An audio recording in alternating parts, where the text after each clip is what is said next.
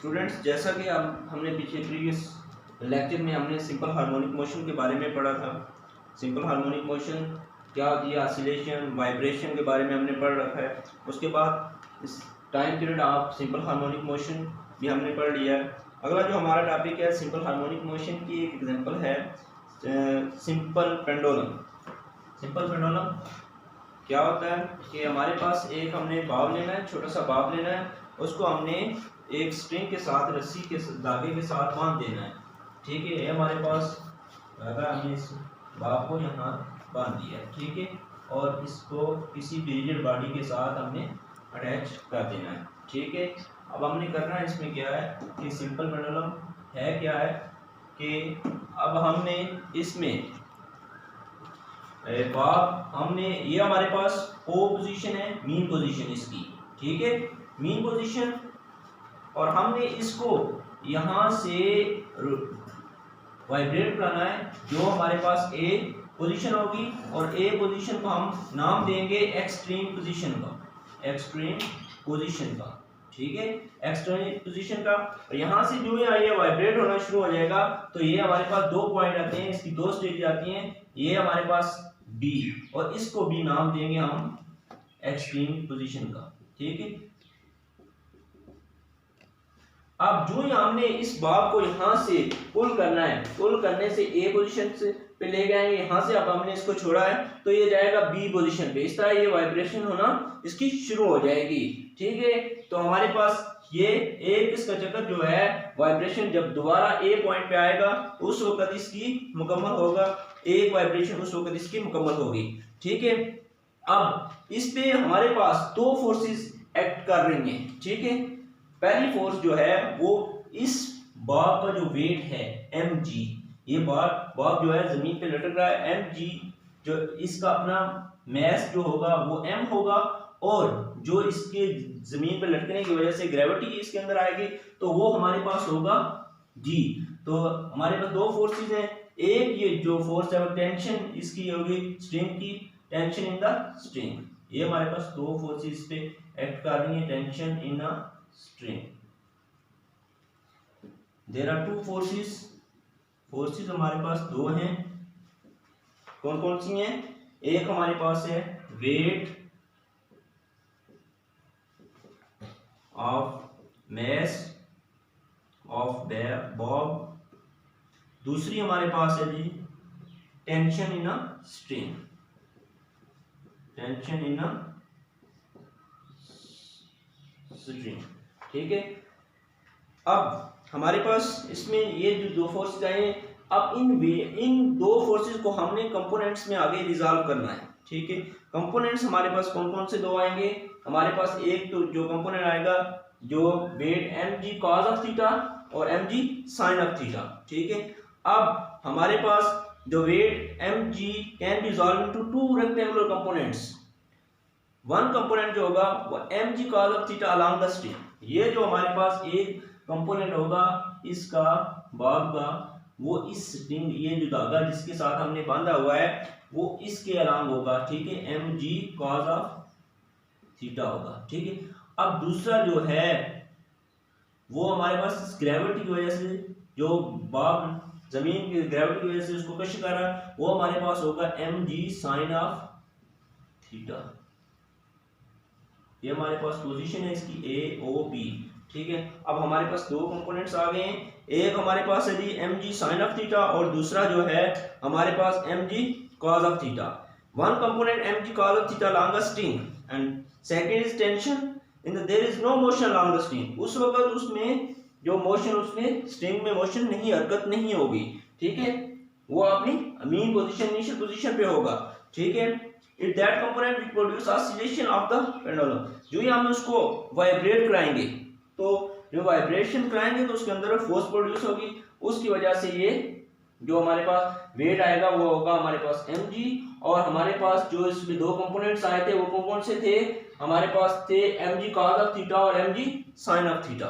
ठीक है, अब हमने क्या करना है, इस बाब को जो ही हमने इस बाब को रिलीज करवाना है। ठीक है, दोबारा हमने ये प्रोसेस हमने 3 से 4 दफा इसकी रिपीट करना है। ठीक है, अब जो ही हमने दोबारा इस बाब को यहाँ से रिलीज कराया, जो ही हमने छोड़ा है तो ये दोबारा ये वाइब्रेट होना शुरू हो जाएगा A टू B पोजीशन तक। आहिस्ता आहिस्ता ये क्या होगा कि हमारे पास एक ऐसा जो वक्त के साथ टाइम गुजरने के साथ साथ ये क्या होगा, ये बाब आहिस्ता आहिस्ता रुक जाएगा, इसकी जो वाइब्रेशन होगी वो क्या हो जाएगी, आहिस्ता आहिस्ता रुक जाएंगी।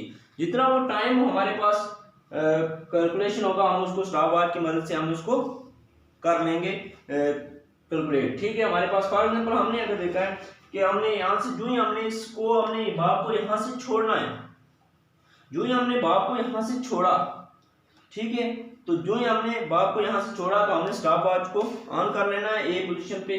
तो ये जितनी हम वाइब्रेशन साथ काउंट करते जाएंगे, फॉर एग्जांपल हमने अगर 10 वाइब्रेशन का निकालना है टाइम पीरियड तो 10 का निकाल सकते हैं, 20 का निकालना है तो हमने 20 वाइब्रेशन काउंट करके जो ही 20 मुकम्मल होगी तो हमने स्टॉपवॉच को रोक देना है। ठीक है, अब ये हमारे पास जो है ये टाइम पीरियड निकालने का तरीका अभी आपको मैं बताता हूँ कि किस तरह निकालते हैं, लेकिन थोड़ा सा हम देख लेते हैं कि ये एक्सेलरेशन जो है इसमें कैसे प्रोड्यूस होता है। ठीक है, when the bob is released at point position A, जो ही हम इस पोजीशन से हम इस छोड़ेंगे, ठीक है, तो weight produce acceleration towards O, तो ये इसके अंदर एक्सेलरेशन जो प्रोड्यूस होगा वो O पोजीशन की तरफ। at the restoring force acting on the body the acceleration is maximum on the way from A to O। अब जो एक्सेलरेशन जो प्रोड्यूस होगा A टू O पोजीशन तक ये मैक्सिमम होगा A0 टू B। ये जब हमारे पास आएगा तो एक्सेलरेशन इसमें, तो हमारे पास कोई ऐसी स्टेज आएगी जहां पे एक्सेलरेशन जो है आहिस्ता आहिस्ता बिल्कुल डिक्रीज होता जाएगा और वो 0 पे बिल्कुल हो जाएगा। तो इस तरह से हमको 3 से 4 दफा हम इसको अपने एक्सपेरिमेंट को रिवाइज करेंगे ताकि हम देखेंगे कि वाकई हमारे पास टाइम पीरियड एग्जैक्ट निकला है या नहीं। ठीक है, तो आगे आ रहा है हमारे पास time period of simple pendulum. अब हमने टाइम पीरियड की अभी बात की, टाइम पीरियड हमने इस पर निकालना कैसे है, फिर time period of simple pendulum, time period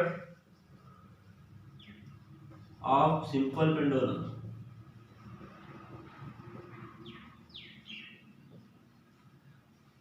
time period of simple pendulum, time period of simple pendulum में हमने देखना ये है कि हम हमारे पास इसमें क्या क्या चीजें आती हैं।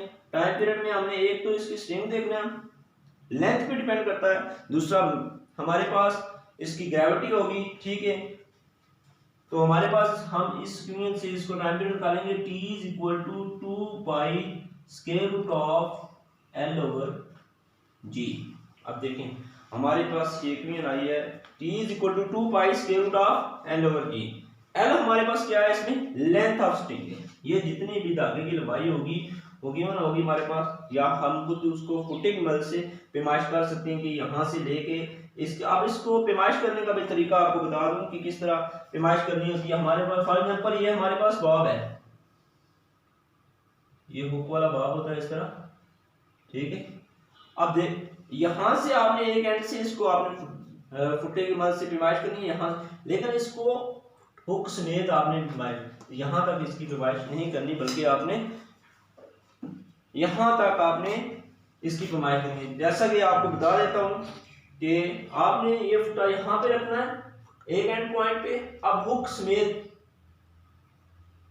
यहां पे हुक समेत आपने इसकी पैमाइश करनी है। अब ये हमारे पास यहाँ पे आया है जी 70 सेंटीमीटर, कितनी आई है इसकी लेंथ 70 सेंटीमीटर। हुक को आपने साथ शामिल करना है, बाप को आपने इसकी पैमाइश नहीं करनी। ठीक है, तो हम ले इसका टाइम पीरियड निकाल सकते हैं हम। ठीक है, तो t हम लेंथ हमारे पास आ गई है, लेंथ फॉर एग्जांपल हमने रखी है 70 सेंटीमीटर। ठीक है, इसको मीटर में कन्वर्ट करने के लिए हम क्या करेंगे, 100 से डिवाइड करेंगे तो हमारे पास क्या आ जाएगा 0.7 मीटर। ठीक है, अब हमारे पास t is equal to 2 pi square root of l over g, value put करें इसमें, t is equal to 2 multiply pi की वैल्यू का हमें पता है 3.143 और स्क्वायर रूट ऑफ l की वैल्यू हमने निकाली है 0.7 और g की वैल्यू का हमें पता है 9.8। ठीक है, अब हमने इसको कैलकुलेशन करनी है, कैलकुलेशन के बाद हमारे पास आंसर आ गया जी 6.28 square root of 0.7 over 9.8 t is equal to. तो कैलकुलेशन करने के बाद आप देखें जरा क्या आता है इसका आंसर 6.28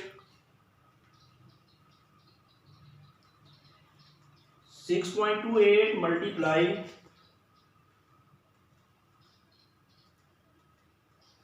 6.28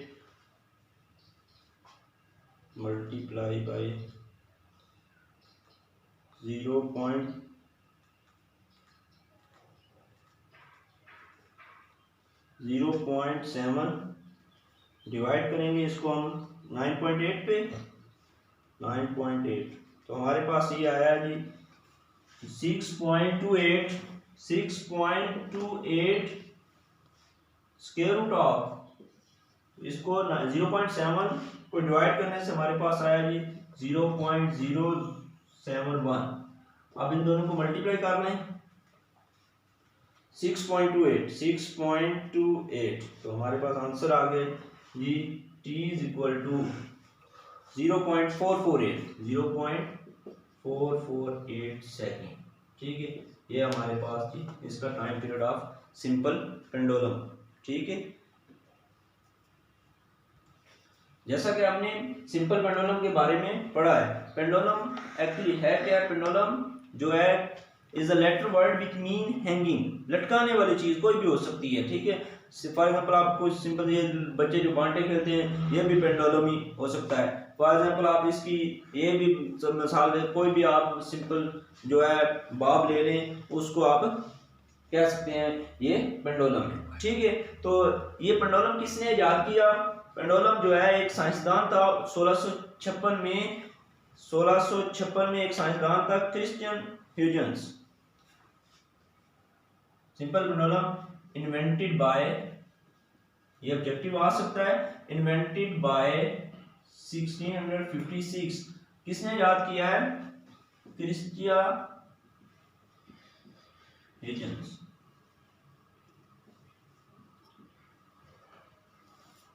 1656 में क्रिश्चियन ह्यूजेंस ने ये जो है सिंपल पेंडुलम इजाद किया है। ठीक है, और हमारे पास ये जो है एक और इसमें जिस पेंडुलम का टाइम पीरियड 2 हो, जिस पेंडुलम का टाइम पीरियड 2 सेकंड हो तो उसे हम कहेंगे second pendulum.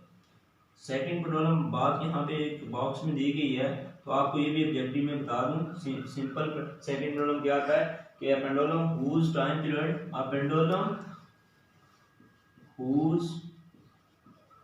time period is 2 seconds is known as second pendulum, उसे हम कहेंगे सेकंड पेंडुलम। ठीक है, उसके बाद आपको एक और बात इसमें कि क्या फुकार्ट पेंडुलम क्या आता है कि फुकार्ट पेंडुलम जो है is a type of pendulum which that swing in 2 dimension, that swing in जो 2 डायमेंशन में शो हो रहा हो उसे हम कहेंगे फुकार्ट पेंडुलम। फुकार्ट पेंडुलम क्या है कि जिसकी डायमेंशन 2 हो। ठीक है, एक पेंडुलम की एक किस्म है जिसकी टाइप्स कितनी है? 2 डायमेंशन हो। और ये सबसे पहले जो है एक साइंसदान था जीन बर्नार्ड लियन, 1851 में इसने ये इजाद किया था। ठीक है, 1851 में and demonstrated the rotation of earth, और इसने रोटेशन ऑफ अर्थ जमीन की गर्दिश के बारे में भी इसने बताया था। इस साइंसदान कौन सा था कि जीन बर्नार्ड लियन। 1851 ईस्वी में इसने जमीन की rotation of earth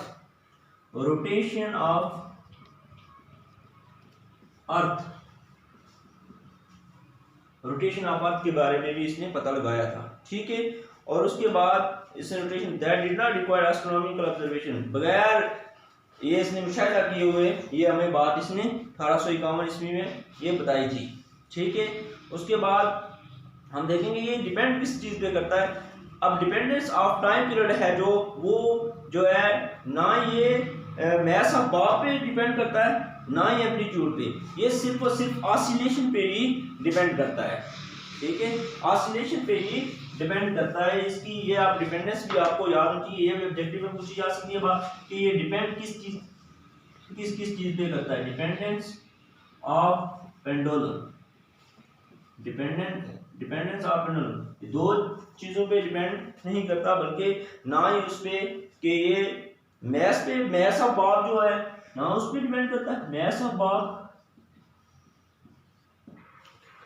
of Bob और ना ही एम्पलीट्यूड ऑफ वाइब्रेशन, ठीक है, ना एम्पलीट्यूड पे, ना एम्पलीट्यूड, बल्कि ये सिंपली वाइब्रेशन पे डिपेंड करता है, वाइब्रेशन पे डिपेंड करता है, वाइब्रेशन पे। ये बात आपने याद रखनी है कि वाइब्रेशन पे ये डिपेंड करता है, ठीक है। अल्लाह हाफिज।